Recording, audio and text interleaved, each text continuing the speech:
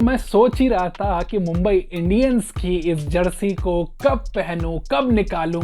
ये मुंबई इंडियंस भैया जीतेगी क्यों नहीं। और मैच में एक समय ऐसा लगने लगा था कि आज भी ये टी शर्ट पहनने का मौका नहीं मिलेगा, लेकिन ऐसा बिल्कुल नहीं होने दिया। तो आप देख रहे हैं क्रिकेट वाली बात। मैं हूं तुषार उप्रेती और तब तक मैं चेंज करके आता हूं।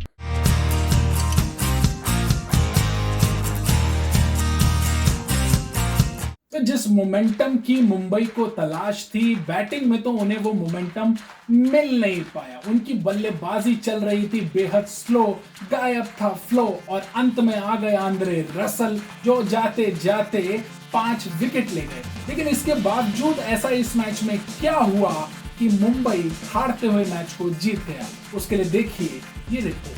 मुंबई की टीम जब टॉस हारकर बल्लेबाजी करने उतरी तो कोलकाता के स्पिन गेंदबाजों ने उन्हें बांध कर रख दिया।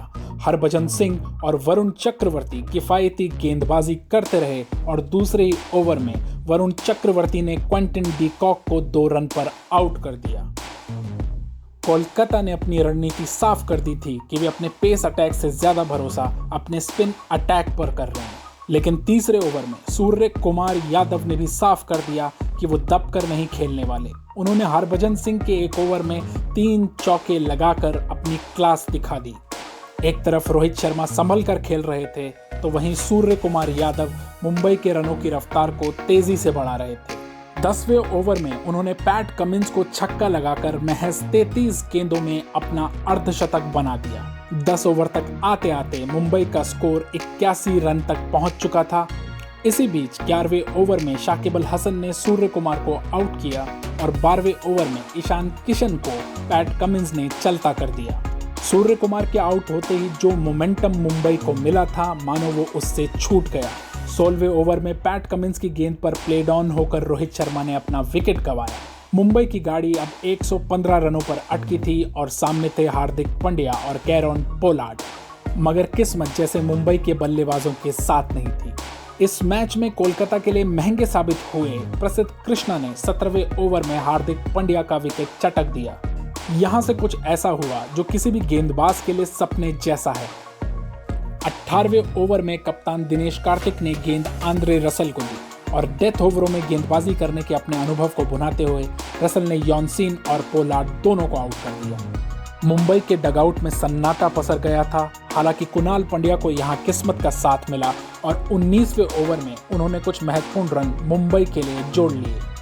20वें ओवर में कुणाल पांड्या ने रसल को 2 चौके लगाए, लेकिन रसल तो जैसे शाम के नाश्ते में लक खाकर मैदान पर उतरे थे। पहले कुणाल पांड्या, फिर बुमराह और राहुल चहर को उन्होंने एक के बाद एक आउट कर दिया। तो मुंबई जिस बड़े टोटल की ओर देख रही थी, आंद्रे रसल के 5 विकेटों ने उनकी उम्मीदों पर पानी फेर दिया।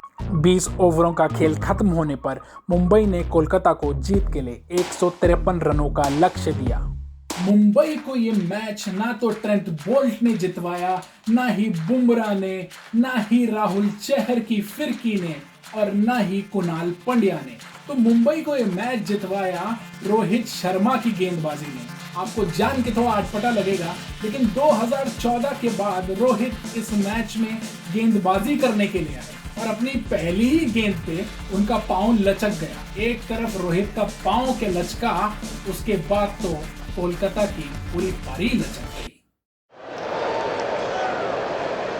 कोलकाता जब बल्लेबाजी करने उतरा तो सब कुछ उनके पक्ष में होने लगा। 153 रनों का पीछा करने उतरी कोलकाता नाइट राइडर्स के पहले 3 ओवरों को देखकर लग रहा था कि वो मैच जल्दी खत्म करने के मूड में है। एक तरफ गिल डटे हुए थे तो दूसरी ओर नीतीश राणा तो मानो पिछले मैच से ही सेट होकर आए थे। पहला पावर प्ले खत्म होने तक कोलकाता बिना कोई विकेट खोए 45 रन बना चुका था। जितनी इफेक्टिव कोलकाता की स्पिन गेंदबाजी रही थी, उतनी ही हल्की मुंबई की गेंदबाजी लग रही थी। लेकिन फिर सीन पलटा। 9वें ओवर में राहुल चहर ने शुभमन गिल को आउट करके बताया कि उनकी इस रामायण का सुंदरकांड शुरू हो चुका है। इसके तुरंत बाद राहुल चहर ने 11वें ओवर में राहुल त्रिपाठी को चलता किया और आ गए कप्तान इयान मॉर्गन। वहीं 13वां ओवर आते आते नीतीश राणा का सीजन का दूसरा अर्धशतक पूरा हुआ और लगा कोलकाता जीत बोरे। लेकिन फिर 14वें ओवर में गुड लक का चूर्ण बांटने आए रोहित शर्मा। ये वो नजारा था जिसे देखने के लिए मैं अलग से टिकट ले सकता हूँ। रोहित के नाम आईपीएल की एक हैट्रिक भी है। खैर, रोहित को हैट्रिक तो नहीं मिली, लेकिन अगले ही ओवर में नीतीश राणा की बेसब्री का फायदा राहुल चहर उठा गए और उन्हें पेविलियन वापस भेज दिए। इसके बाद तो मानो आया राम और गया राम का सिलसिला शुरू हो गया। ऐसा लगने लगा कि कोलकाता वाले मुंबई इंडियंस को कैच प्रैक्टिस करवा रहे हैं।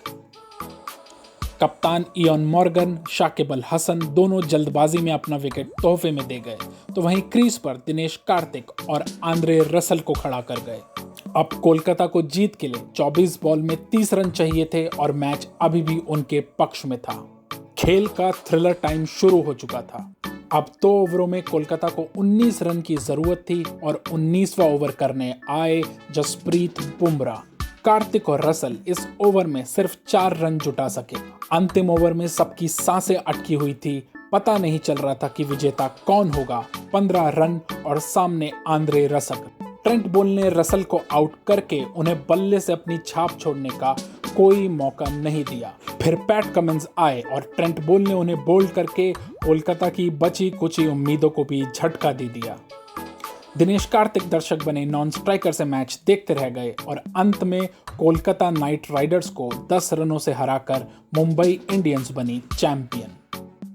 कोलकाता वालों, अगर हवा में उड़ा उड़ा के ऐसे ही गेंदें मारनी है और इसी तरह आउट होना है तो क्रिकेट क्यों खेलते हो? बेसबॉल खेल लो, गिल्ली डंडा खेल लो, कोई और खेल खेल लो, लेकिन क्रिकेट ही क्यों खेलना है? ये था आज का क्रिकेट वाली बात। हालांकि क्रिकेट वाली बात में इस बार हो गई मुंबई वाली बात। तो आगे भी जुड़े रहिए हमारे साथ धांसू धांसू मैच रिव्यू देखने के लिए। उम्मीद है आपको मजा आया होगा। चैनल को सब्सक्राइब करना बिल्कुल भी ना भूलें और सुरक्षित रहें। नमस्कार।